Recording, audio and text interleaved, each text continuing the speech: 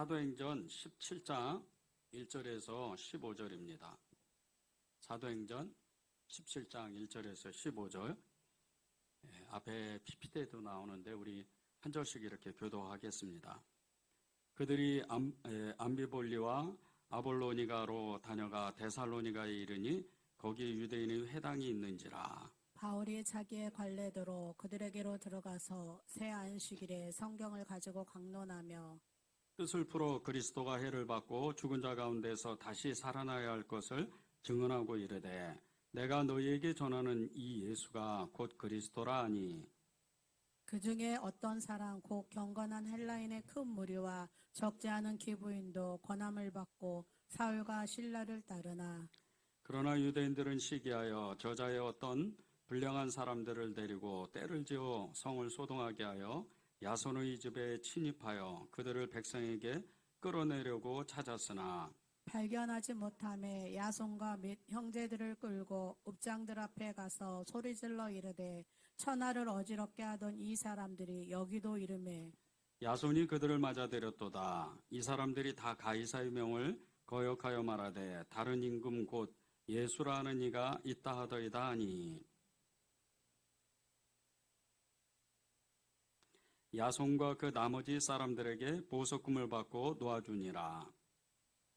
형제들이 곧 바울과 신라를 베레아로 보내니 그들이 이르러 유대인의 회당에 들어가니라.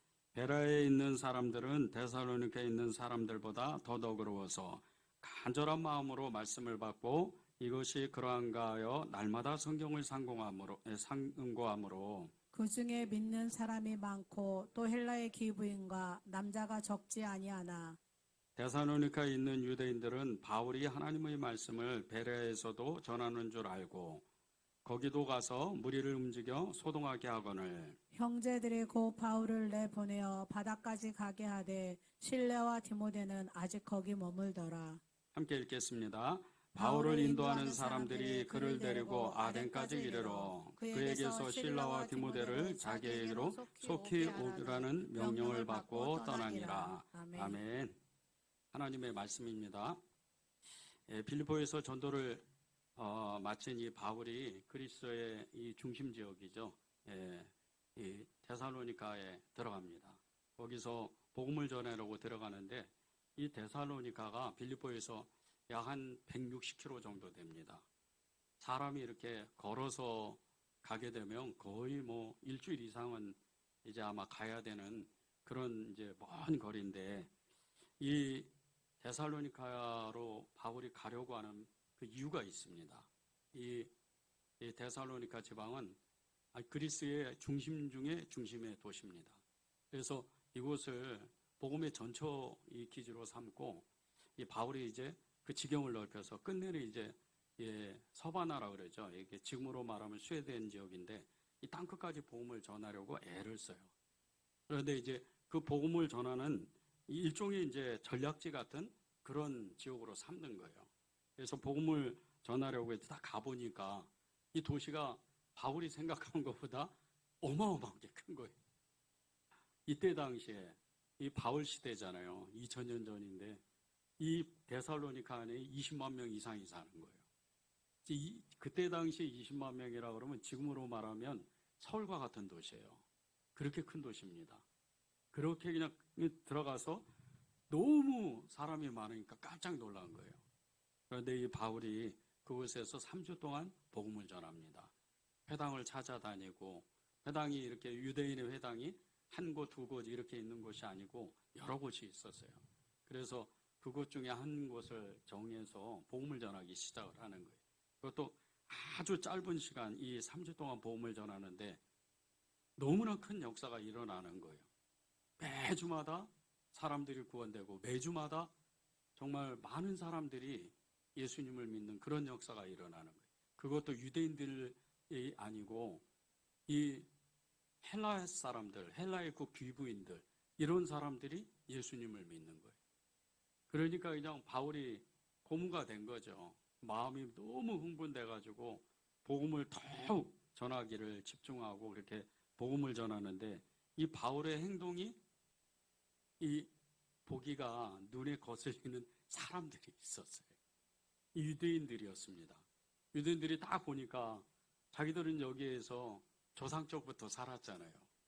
이 디아스포라 유대인들은 보통 지중해 연안 도시에 살면서 거의 한 200년 이상은 다 산 사람들입니다. 그러면 할아버지 때부터 아버지 또 그 아들 이렇게 이어서 사는 거예요. 근데 자기들이 그렇게 조상적부터 복음을 계속해서 여호와 하나님을 전하고 그랬는데 별반 역사가 없었어요. 그냥 유대인 몇 명 이렇게 모여가지고 그냥 하나님 믿는다고 그렇게 여겼습니다. 왜? 이 유대인의 회당은 10명만 있으면 회당을 만들어요. 그래서 여기 10명, 여기 10명 막 이런 식이었어요. 그런데 이 바울이 생전 처음 본 바울이 와가지고 복음을 전하는데 단 3주 만에 수많은 사람들이 예수님을 믿는 거예요.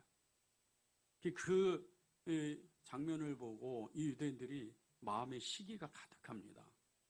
그리고 이 바울과 그 바울을 쫓은, 바울을 통해서 예수님을 믿는 이 사람들에게 정말 이게 이제 이 복음을 전하지 못하도록 해를 가하려고 아주 악한 일을 하는 거예요. 그게 그 방법이 깡패들을 동원해요. 요즘 말로는 깡패예요. 이 험한 사람들, 비류들, 이 사람들을 불러다가 이 바울을 잡아서 이제 감옥에 가든지 고발을 하든지 이렇게 하려고 하는데 정말 너무나 많은 사람들이, 유대인의 대부분의 사람들이 거기에 동조를 하는 거예요. 근데 이제 바울이 어떻게 하다가 그 자리에 없었어요. 그리고 바울을 이 누디아처럼 자기 집에 초청했던 이 야손이라는 사람의 집에 이렇게 거하게 됐는데 이 야손이 그냥 불현듯 어마어마한 일을 겪게 된 거예요. 그냥 무리배가 깡패들이 이 자기 집에 들어와서 끌고 가서 고소를 한 겁니다. 그리고 나서 이 야손이 그래도 좀 괜찮게 살았나 봐요. 이렇게 돈을 벌금을 내고 그리고 나서 그 감옥을 빠져나와요. 그리고 위험에 처해 있던 이 바울이, 위험을 감지한 이 바울이 다시 복음을 전하기 위해서 전도 여행을 떠납니다. 그리고 이 데살로니가에서 약 한 80km 정도 되는 베레아 지역으로 들어가는 거예요.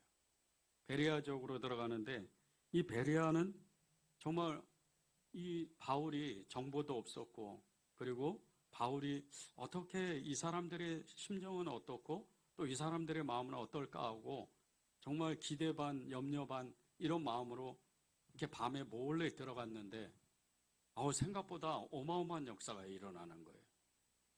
그 역사가 이제 이 베레아에서는 더 많은 사람들이 예수님을 믿고 복음을 받아들이는 그런 역사가 일어나게 됐어요. 그 베레아에서 복음을 전했던 이 바울의 심정, 데살로니가나 이 베레아에서 복음을 전했던 바울의 심정은 정말 한치 앞을 내다보지 못하는 그런 암울한 그런 마음에 염려와 근심을 뛰어넘고 한대의 복음을 전합니다. 장소와 사람을 가리지 않고 복음을 전했던 이 바울의 그 마음이 우리 안에도 있어야 돼요. 우리는 예수님을 믿는 사람들입니다. 이제 명절을 지내죠. 우리가 이 2024년 추석 명절을 보내는데 가족들 앞에서 그리고 또 정말 예수를 믿지 않는 친척들 앞에서 복음을 이렇게 담대히 전할 수 있을까? 나는 예수 믿는 사람입니다. 이렇게 말할 수 있을까? 이것은 굉장히 중요한 겁니다. 바울이 그랬던 사람이거든요.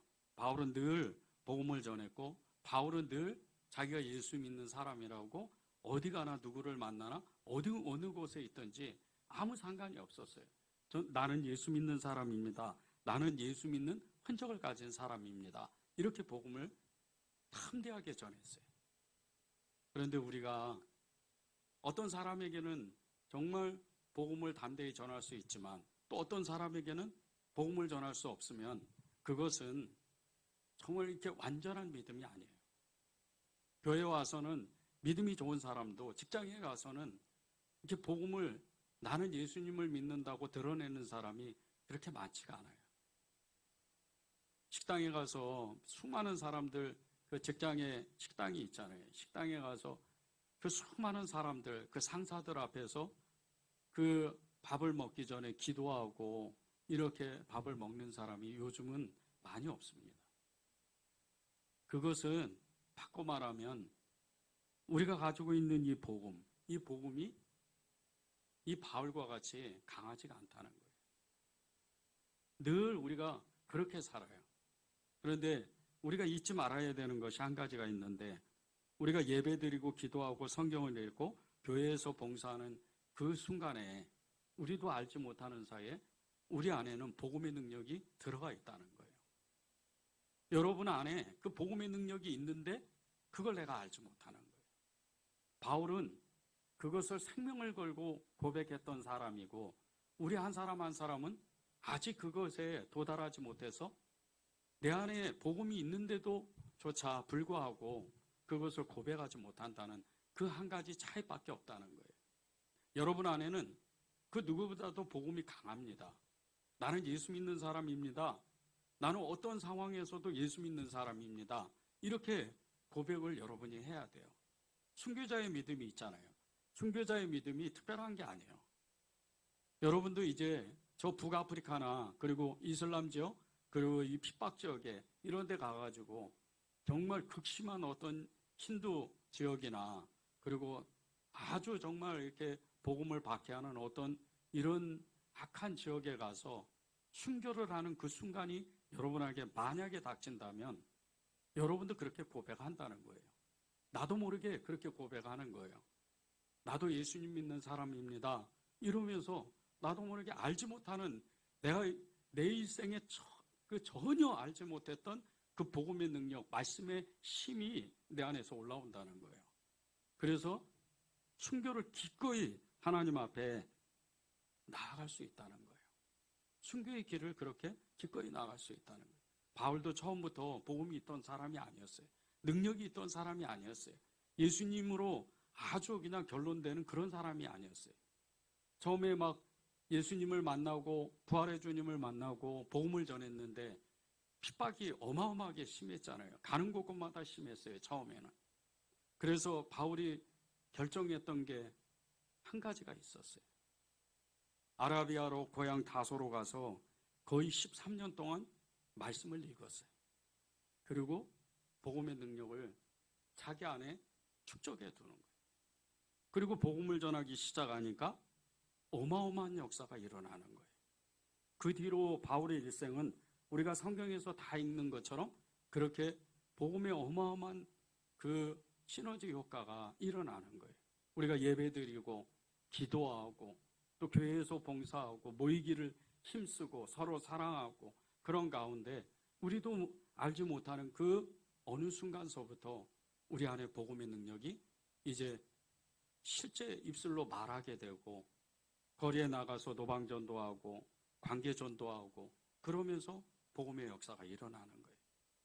여러분들이 이제 명절에 고향을 찾아서 부모님, 형제들을 만날 때 어려운 마음을 가질 필요가 없어요. 그냥 있는 그대로를 이야기를 하면 돼요. 나는 예수 믿는 사람입니다. 이렇게 고백하면 되는 거예요. 다른 게 없어요. 큰 소리 안 내도 돼요. 너 아직도 교회 다니니? 그러면 네. 그러면 되는 거예요. 그러면 우리 안에도 바울과 같이 똑같은 그 복음의 능력이 있다는 거예요. 우리가 이 복음의 능력을 드러내려면요, 한 가지 우리에게 할 일이 있다는 거예요. 그것은 다른 것이 아닙니다. 말씀 앞에 서보는 거예요. 말씀을 읽고 그 말씀대로 살아보기를 결단하는 거예요. 처음부터 어느 누구도 말씀의 사람이 될 수 있고 또 전도의 사람이 될 수는 없어요. 우리가 가장 큰 축복이 무엇인 줄 아십니까? 말씀이 나를 붙잡는 거예요. 이게 가장 큰 축복이에요. 믿음도 말씀 안에서 들어와요. 전도의 능력도 말씀 안에서 들어옵니다. 그리고 우리가 사랑하는 것도 말씀 속에 있어요. 그 말씀이 나를 사로잡는 그 어느 순간이 되면 우리는 저절로 사랑하게 되고 그리고 인내하게 되고 모든 사람을 내 마음에 품게 돼요. 여러분이 말씀을 읽기를 정말 간절히 소원하는 그 순간서부터 성경이 그때부터 보이기 시작을 해요. 오늘 기도 제목이 더 순전한 마음입니다. 이 기도 제목을 주셨는데 여러분의 마음이 순전합니다. 하나님 앞에. 그런데 한 발 더 가야 돼요. 한 발 더 나아가서 말씀 앞에 순전한 마음을 가져야 돼요. 이 마음을 변하지 말아야 돼요. 늘 말씀 앞에 항상 순전한 마음을 갖기를 결단하는 거예요. 그러면 하나님께서 여러분에게 그 말씀의 능력, 복음의 능력, 그리고 예수님을 드러내는 그 능력이 여러분 안에 그대로 드러나게 돼 있어요. 우리가 이 순전한 마음을 갖기 위해서 두 가지 마음 자세를 가지면 됩니다. 첫 번째는 늘 성경을 가까이 하는 거예요. 그 늘 성경을 가까이 하는 마음의 자세를 갖는 거예요. 2절을 보세요. 바울이 자기의 관례대로 그들에게로 들어가서 새 안식일에 성경을 가지고 강론하였다. 바울이 자기의 관례대로 회당에 들어가서 성경을 가르쳤다는 거예요. 관례대로. 그런데 이 관례대로라는 이 말씀이요, 정말 우리에게 얼마나 중요한 이 뜻을 알려주는지 모릅니다. 늘 하던 대로. 이런 말씀이에요. 관례대로. 늘 하던 대로. 늘 하던 행동대로 이 바울은 그냥 그것이 위험한지, 그것이 핍박 지역인지, 그것이 어떤 지역인지, 아니면 순전하게 정말 자기를 받아들인지 그것을 알지 못하고 강단에 쓰는 거예요. 그리고 늘 하던 대로, 늘 관례대로 그냥 바울이 했던 행동대로 그렇게 복음을 전하는 거예요. 이것은 이 바울이 이 능력을 가질 수 있었던 것은 성경을 날마다 읽었다는 뜻이에요. 여러분들이 성경을 꼭 읽어야 돼요. 현대인들이 성경을 읽지 않는다는 이 통계를 보면요, 어마어마해요. 미국 사람들이 더 미국에 있는 그리스도인들이 성경을 많이 읽겠어요? 아니면은 한국에 있는 이 한국교회 성도들이 더 성경을 많이 읽겠어요? 여러분들의 마음에는 우리나라가 그래도 열정이 있는데 더 많이 읽을 것 같아. 이런 마음이 있을 거예요. 근데 아니에요. 미국 사람들이 성경을 더 많이 읽습니다. 통계적으로도 그래요. 장로인데도 불구하고 1년에 성경 한 번도 안 보는 사람이 있어요. 권사인데도 불구하고 1년에 성경 한 번도 안 보는 사람도 있어요. 근데 미국 사람들은요, 아니에요. 미국 성도들은 성경을 읽읍시다. 그러면 무조건 순종을 해요. 그리고 성경을 읽어요. 성경을 읽으면서 그들은 늘 하던 대로, 이 바울이 그렇게 늘 관례대로 했던 행동처럼 그렇게 성경의 사람들이 되어가는 거예요. 미국 대통령 그 취임할 때 성경을 놓고 그 손을 올리고 거기다 기도하잖아요. 여러분 다 그런 거 보셨죠? 근데 이게 처음서부터 그렇게 됐었어요. 지금 저렇게 미국이 정말 어마어마한 그 변화의 역사를 겪고 있지만 대통령이 예수님을 믿지 않든 믿든 대통령 취임할 때 꼭 성경에 손을 얹고 기도해야 돼요. 그 뜻은 무슨 뜻이냐면요, 그만큼 성향이 기독교적인 성향을 지금도 잊어버리지 않았다는 뜻이에요. 우리가 성경을 왜 읽어야 되는가? 늘 하던 대로 성경을 읽어야 우리에게 믿음이 생겨요. 그리고 우리에게 담대함이 생깁니다. 그리고 우리에게 하나님이 무엇이 중요한지를 알려주세요. 하나님의 뜻이 우리에게 임해야 되는데 우리는 우리 마음대로 살아요. 근데 그것을 성경을 읽기 전에는 알지를 못해요. 내 마음, 내 뜻, 내 생각대로 이렇게 살아가는 그 모든 순간들, 이런 것들이요, 성경을 읽지 않으니까 하나님의 뜻과 내 뜻이 다르게 이렇게 사는 거예요. 그러다 보니까 굉장히 이렇게 삶에서 곤고하고 피곤하고 염려하고 근심하고 두려워하고 그렇게 사는 거예요. 그러나 말씀이 있는 사람, 말씀을 읽는 사람은요, 하나님이 그 사람에게 예수님을 더 알게 하였어요. 그리고 예수님의 뜻을 알게 하세요. 그러니까 예수님을 알고 예수님의 뜻을 아니까 자기가 어떻게 행동해야 되는지, 무엇을 위해서 살아야 되는지 알게 되는 거예요. 이게 성경의 의미입니다. 그 성경에 늘 하던 대로 성경을 읽게 되면, 정말 이 말씀으로 무장이 되면 그 어떠한 일에도 흔들리질 않아요. 염려, 근심, 두려움은 계속 찾아옵니다. 삶에 때때로 찾아오는 어려움들은 계속 찾아와요. 그런데 그때마다 말씀의 힘이 있기 때문에 그것을 뛰어넘게 되는 거예요. 그리고 믿음으로 이기게 되는 거예요.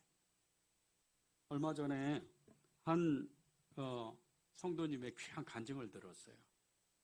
이 성도님은 초등학교 때부터 예수님을 믿었는데 이 고등학교 2학년 때까지 하나님을 만나지를 못했대요. 교회는 열심히 다녔는데, 교회, 학교, 청소년부 열심히 다녔어요. 이제 교회에서 하라는 대로, 전도사님이 하라는 대로 다 했다는 거예요. 부흥에 오라 그러면 가고, 수련회 오라 그러면 수련회 가고, 성경 읽으라 그러면 로마서 100번 읽어 그러면 그냥 집에서 열심히 100번을 읽었다는 거예요. 그래도 하나님을 못 만났어요. 고등학교 2학년 때 이 마지막 학기를 보내면서 이 성도님이 하나님 안 계시나 보다. 내 친구들을 보니까, 주변에 이 친구들을 보니까 하나님은 분명히 계시는 것 같은데 나한테는 없는 것 같다. 이렇게 마음을 먹고 마지막으로 딱 한번 로마서 1장에서 16장까지 읽어보고, 만약에 하나님을 못 만나면 이제 교회 떠나기로 작정을 했어요. 그리고 로마서 1장부터 한 장 한 장씩 읽어가는 거예요. 그런데 갑자기 성경이 눈에 들어오기 시작을 해요. 마음이 떨리고, 성경이, 그 성도님의 표현은 그렇더라고요. 그 성경이 글자가 튀어나오더래요. 자기 눈 안에. 그러면서 온몸이 전기가 찌릿 오는 것처럼 갑자기 자기 몸이 정말 전율이 일어나더라는 거예요. 하나님이 찾아오셨구나. 이 마음이 바로 들더래요. 그래서 성경을 다 읽고 나서 바로 목사님에게 전화를 걸었대요. 그리고 목사님, 로마서 8장을 읽어주십시오. 그 목사님이 그냥 뜬금없이 이 아이가 로마서 8장을 읽어달라 그러니까 그냥 쭉 읽어줬어요. 그냥 이제 바쁘니까 이 로마서가 길잖아요. 그래서 쭉 읽어줬어요. 근데 탁 읽고 나니까 바로 이 성도님이, 목사님, 제가 하나님을 만났습니다. 그러면서 눈물이 터지는 거예요. 그리고 뒤이어서 전도사님에게, 청소년부 담당 선생님에게, 교회 친구에게 계속해서 전화해서 로마서 8장을 읽어달라고. 그 읽고 끝나는 그 순간마다 나는 예수님 만났습니다. 이렇게 고백을 했다는 거예요. 그 후로 고등학교 3학년이 시작하는 1991년 3월 1일부터 대학 4년 동안, 5년 동안 매일 성경과 생명의 삶, 일용할 양식, 이 세 가지 버전으로 큐티를 하기 시작을 했대요. 하루 3번씩. 하루도 안 빠졌답니다. 그렇게 말씀 앞에 계속해서 살려고 애를 쓰고, 그렇게 말씀대로 살아보려고 노력을 했다는 거예요. 이 성도님이 그 대학에서 신문방송학과를 나왔는데, 이 작은 이 방송국에 취직을 하게 됐대요. 그런데 생각보다 월급이 너무 많은 거예요. 90년대 요때에 이미 다른 사람의 월급의 2배 가까이가 됐대요. 그래서 이제 출근하기로 결정하려고 하는데 갑자기 그 멘토 목사님이 그렇게 말씀을 권면을 하더라는 거예요. 이 선교에 가서 1년만 네가 가서 봉사를 해라. 그리고 직장 생활을 해라. 거기에 이 성도님이 말씀을 읽었잖아요. 하나님의 말씀을 받고 순종을 했어요. 선교에 가서 봉사를 하는데 한 달이 지나니까 사례비를 주는데 15만 원을 주더래요. 자기는 봉사하러 갔는데. 그래서 깜짝 놀라가지고 이게 무슨 돈이냐 이렇게 이제 물어보니까 이 봉사비다. 이렇게 해서 그 돈을 받는데 자기 마음이 그렇게 떨렸다는 거예요. 그리고 7년 동안 이 선교회에서 봉사를 했어요. 7년이 지나고 나서 그 성도님의 아버지가 너 그럴 거면 목사나 해라 이렇게 말할 정도로 열정을 냈다는 거예요. 그런데 목사님이 7년이 지나고 나서 또 한 가지 권면을 하더라는 거예요. 이제부터는 직장 선교로 하나님을 영광을 드려라. 그리고 직장을 가서 20년을 넘게 그 직장을 다니고 있는데 이 직장이 이 성경적 재정 운영에 대한 컨설팅을 하는 회사예요. 그래서 많은 목사님, 선교사님, 평신도들을 도와주는 이런 일을 해요. 그 일을 한 지가 20년이 넘었는데 지금도 예수님 그러면 자기는 눈물이 난다는 거예요. 20년이 훨씬 넘었는데도 지금도 매일 성경으로 하루도 빠지지 않고 큐티를 하고 있답니다. 이게 말씀의 힘이에요. 한 사람을 변화시키는, 한 사람을 정말 완전히 다른 삶을 살게 하는 능력이 말씀에 있어요. 신명기 17장 18절 19절에 보면요. 그가 왕위에 오르거든 이 율법서의 등사본을 내 사람 제사장 앞에서 책에 기록하여 평생에 자기 옆에 두고 읽어 그의 하나님 여호와 경외하기를 배우며 이 율법의 모든 말과 이 규례를 지켜 행할 것이라. 이러는 말씀이 있어요. 이스라엘 왕 그러면 어떤 권력을 가지고 있습니까? 수백만 명을 한 번에 죽일 수도 있어요. 그런데 그런 어마어마한 권력을 가지고 있어도 그보다 높은 하나님이 계신다는 거예요. 이스라엘 왕조차도 하나님의 말씀에 붙잡혀 있어야 돼요. 그리고 늘 가까이 하고 날마다 읽어야 하나님의 뜻이 그 사람을 통해서 이스라엘 백성의 그 사람의 삶에 이루어지는 거예요. 여러분도 똑같습니다. 우리도 똑같아요. 하나님의 말씀을 읽지 않는 사람, 성경을 읽지 않는 사람은 진정한 그리스도인이 아니에요. 그냥 시간이 없고 바쁘고 그리고 또 다중으로 밀고 그래서 성경을 읽는다. 아닙니다. 성경은 날마다 가까이 둬야 돼요. 성경이 크면 클수록 좋아요. 제가 저희 교회 이 어르신들에게 성경을 이렇게 큰 성경을 일부러 사드려요. 그 이유는 눈이 좀 이렇게 안 좋은 것도 있지만 그 성경이 글씨가 크니까 빨리 들어와요. 조금만 시간을 늦춰보면요. 불과 20년, 30년 전에 성경이 굉장히 두꺼웠습니다. 교회를 나가려면 2, 30분씩 걸어가야 되는데 그 무거운 성경을요. 일부러 들고 다녀요. 그때는 믿음이 어마어마했었어요. 요즘은 성경을 들고 다니질 않아요. 그저 핸드폰에 성경 어플을 깔아서 성경을 읽는 것처럼 그렇게 행동을 하지만 아니에요. 사실 그렇지가 않습니다.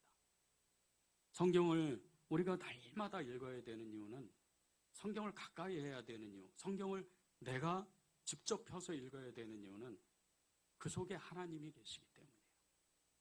그 성경을 통해서 우리에게 믿음을 주시기 때문이에요. 성경을 통해서 예수님을 만나기 때문이에요. 그래서 여러분이 성경을 읽어야 되는 거예요. 두 번째는요, 더 순전한 마음을 가지고 하나님의 말씀을 대하는 겁니다. 11절입니다. 베레아에 있는 사람들은 데살로니카에 있는 사람들보다 더 너그러워서 간절한 마음으로 말씀을 받고 이것이 그러한가 하여 날마다 성경을 상고하였습니다. 이 11절에 보면요, 베레아 사람들의 마음이 더 너그러웠다는 말씀이 있어요. 더 너그러웠다. 이것은 더 신사적이었다는 그 표현이에요. 더 너그러웠다. 더 신사적으로 말씀을 받았다는 거예요. 그런데 이 더 너그러워서 더 신사적이어서 이 말씀이 헬라어로는요, 유게네스라는 단어를 써요. 이 뜻은 출신이 좋은, 가문이 좋은, 고귀한 이런 뜻을 가지고 있어요. 이것은요, 귀족 가문 출신이다 이렇게 말하는 게 아니에요. 가문이 좋아서, 출신이 좋아서, 고귀해서 그런 뜻이 아니에요. 그 뜻이 아니고 진리 앞에서 편견 없이 객관적인 자세를 보이는 깨끗한 마음을 가지고 있다는 뜻이에요. 하나님의 그 말씀, 진리 앞에서 객관적으로 정말 깨끗한 마음을 가지고 그 말씀 앞에 섰다는 거예요. 여러분이 성경을 읽을 때 1년 전에, 10년 전에 그렇게 오래전에 어제 성경을 읽었어도요. 오늘 하나님의 그 말씀, 똑같은 말씀 앞에 있을 때는 그 읽었던 모든 말씀을 내 마음속에서 지워버려야 돼요. 그리고 그 말씀이 사실인지를 내가 알아봐야 돼요. 이것이 베레아 사람들이 가지고 있는 너그러운 마음이었어요. 그들은 성경을, 그 복음을 들었던, 바울을 통해서 이 전도의 말씀을 들었던 예수님에 대한 이야기를 진짜인지 사실인지 알아보려고 아주 객관적인 자세로 정말 순전한 마음을 가지고 그 성경을 다시 봤다는 거예요. 여러분이 성경을 정말 읽기 좋은 때가 어느 때인 줄 아십니까? 예배가 끝나고요. 집에 돌아가서. 요즘은 이제 그런 사람들이, 그런 성도들이 많지 않지만 그전에는요, 이 주일 예배 때면 그 수첩을 가져오고 이 공책을 가져온 사람들이 굉장히 많았어요. 그리고 1시간 내내 설교도 그게 좀 짧아요. 긴 설교를 들으면서도 그것을 기록하는 거예요. 계속해서 기록하는 거예요. 몇 년 전에 다니던 교회 한 장로님이 정말 어마어마하게 두꺼운 이 공책을 저에게 주더라고요. 그게 전에 다녔던 그 교회 담임 목사님이 10년 동안 설교했던 그 설교를 듣고 자기 나름대로 분석하고 하나님의 음성을 들었던 그 간략 요약본이었어요. 근데 제가 쭉 읽어보니까 이 장로님이 어떤 은혜를 받고 왜 장로가 됐는지를 알겠더라고요. 말씀의 사람이었어요. 순종의 사람이었어요. 늘 말씀 앞에 애를 써요. 교회를 사랑하고 그리고 하나님을 사랑하는 그런 사람이었어요. 지금도 가끔 이렇게 장로님하고 통화하고 만나면 요즘도 성경 읽으세요 그랬는데 그럼요 목사님. 그분이 80이 넘었어요. 그게 성경의 힘입니다. 더 너그러워서, 더 순전해서 정말 깨끗한 마음을 가지고 하나님 말씀을 대하는 것. 이것이 얼마나 중요한지 몰라요. 진리 앞에서 편견 없는 자세로 하나님의 말씀을 들을 때 내가 그 말씀에 온전한 마음을 가지고 순종할 수 있는 그 깨끗한 마음을 가지고 있는 사람은요. 하나님이 그 사람을 결국은 붙잡게 돼 있어요. 그것이 말씀이 그 사람을 붙잡는다는 뜻이에요. 유럽인으로는 첫 개종자였던 루디아. 이 자신의 고향인 드와디에라에서부터 하나님을 믿었던 여인이었어요. 그런데 빌립보에서 바울을 만나서 복음을 듣자마자 마음이 활짝 열리는 거예요. 그리고 그는 그의 가족과 함께 세례를 받아요. 그리고 이 루디아의 집이 유럽의 첫 교회, 빌립보 교회가 되는 거예요. 어마어마한 역사가 나요. 성경에 아주 짧은 이 어떻게 보면 그냥 휙 지나갈 수 있는 이런 시간에 루디아라는 이름이 그 성경에 정확하게 기록이 되어 있는 거예요. 이 뜻은 무슨 뜻이냐면요. 그녀의 마음이 정말 얼마나 순전하고 그 말씀대로 살기를, 그 말씀을 들으면 그대로 행하기를 애를 썼다는 뜻이에요. 그리고 나서 이 루디아가 믿음의 증인이 되고 바울의 동역자 중에 동역자가 되는 거예요. 이 루디아의 마음은요, 순전하다 못해서 어떻게 하면 바울을 섬길까 하나님을 섬길까, 교회를 세울까 애를 썼던 사람이에요. 그것이 결국은 이 뉴대아가 이 성경에 당당히 이름에 올라가는 그런 축복을 받은 겁니다. 19세기 유명한 설교자인 헨리 위드버 피처라는 목사님이 성경에 대해서 이렇게 말씀을 이렇게 남겼어요. 성경은 당신의 길을 알려주는 하나님의 지도이다.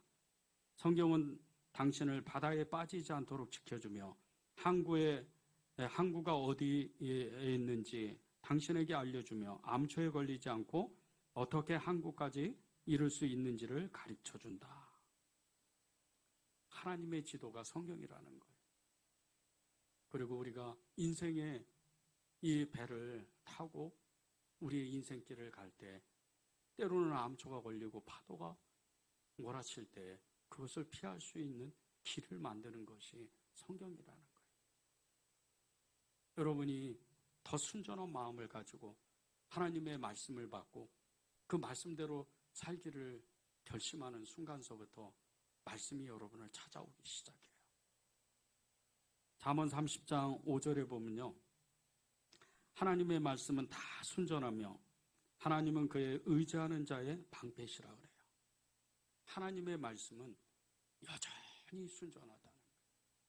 여러분을 향해서 여러분에게 정말 하나님의 말씀을 가지고 힘들게 하시는 하나님이 아니에요. 오히려 반대예요. 하나님은 순전하신 분이에요. 끝까지 사랑하시는 분이에요. 그리고 여러분을 말씀으로 이끄시길 바라는 분이에요. 그런데 여러분이 말씀을 멀리하면 어떻게 하겠어요?